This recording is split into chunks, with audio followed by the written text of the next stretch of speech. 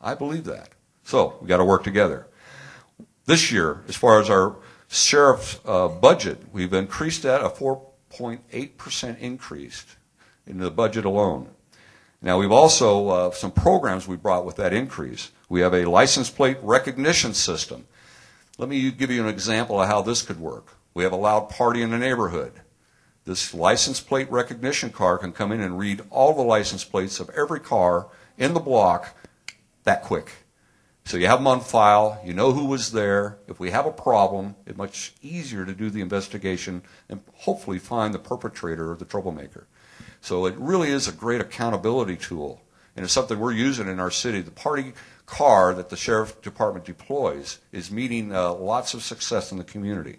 And I applaud everybody calling in when you have a nightmare party in your neighborhood, because these individuals are able to show up and take care of business. At the same time, we get to recognize every car that's there and who owns it. Pretty powerful, pretty powerful. We've also this year, we've identified a need to increase our security at the water park. I mean, that's a good news, bad news. Water park, great success. It's a great venue for our young people, but it's a magnet for young people as well. And again, the same 10% factor that I cited in the high schools, I'll apply it to any public place. And if we find a way to address that 10%, we can make everything safer. So we've kicked up the security a little bit at the water park. We think that's certainly an area where we need to support our youth. Same with our sheriff's special operation. Increasing those. Those are targeted and special details. We have fingerprint readers this year we bought, which is going to aid in the identification side of law enforcement.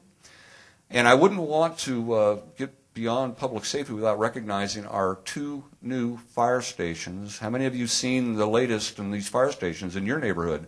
They look pretty good. And they're going to create a better response by our fire and paramedics in Palmdale. Now, combine that with a new hospital that's going to open in a year, and certainly we're going to be much safer in regards to emergency response. So we're firing on a lot of cylinders here in our city, and we're taking ourselves to a different level, so to speak. A term I probably use too much, but it's true in our community because we're fast growing. There's always new opportunities to do things as we grow. So let's talk a little bit about another strategic plan goal was public works. In the water conservation side of this thing, we got a flood control or flood prevention grant, and really helps us in our disaster preparedness. So our emergency preparedness plan is enhanced by these monies, these grants, to give us a better plan for in the event of any emergency, whether it's an earthquake or flood in the desert. I guess it could happen in a flash flood, but any type of disaster response we've got to keep working the plan, ladies and gentlemen. We've got to keep exercising. We've got to keep working together. And more importantly, as a business, you need a plan. As a family, you need a plan. And if you don't have one, you're vulnerable. So I would encourage you as a family, work together and develop the response you need to do, because you're going to be on your own for 72 hours. So you've got to have the right supplies, the right emergency plan, and you need to get your children involved in that plan so they know what's happening. So, good stuff there. We also have a recycled water is coming.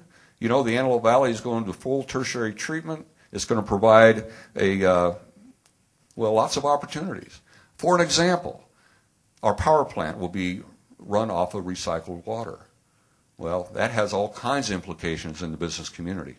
And for us as business owners, as residents in our community, and long-range economic development, power becomes a big, big part of a more efficient place to do business. That's the game plan. So let's talk a little bit about our integrated regional water management plan. Again, all agencies in the Antelope Valley have agreed to a plan. Now, we're still talking about, more details to the plan, but ladies and gentlemen, we have a plan in place right now. If each agency were just to implement their component of the integrated water management plan, we would take our Antelope Valley to a higher level of efficiency and a greater use of this resource. It's not infinite, and it's more pronounced today than ever. So the key here is the partnerships. I think that's a great first step for the Antelope Valley. The first time we've ever come together on a plan for water. but let's work to implement our individual component of that plan and promote greater partnership. And I got to tell you, I feel our partnership, for instance, with the Palmdale Water District, it's better, ladies and gentlemen, today than it's ever been in my involvement with the city of Palmdale. And I want to say thank you to the Water District for that. So good work, you guys.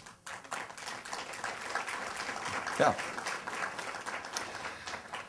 Also, if you've driven on Lake Elizabeth Road, well, right around 25th Street West, you see our first recharge project the city of Palmdale is overseeing, and that's the Amargosa Creek. You see a lot of rocks and boulders, and basically what we're setting up the area for, really probably the best recharge that I know of is at Amargosa Creek in this particular area of around 25th, 20th Street. That water gets in the ground very, very quick. So we're looking to a way to enhance that. We're creating a recharge project in this location. It'll have a recreational component. It'll have a native look to it, very natural. But I think it's a great first project for our city of Palmdale as far as, again, this integrated water management plan. This recharge is a big part of it. So here we go. We're moving on this. Another component is, I don't know how many of you have seen the artificial turf in front of the administrative building here at the city of Palmdale. That stuff looks a lot different than when it first got introduced. And I'm becoming a believer that this stuff, I'd rather vacuum than mow. I don't know about you. But the point is, it looks good, and it looks real. And it may be a great supplement for these large turf areas that are not being used for active recreation. This might be the right thing to do. So it's something that we're certainly looking at, and we may be looking to do more. And, of course, our focus on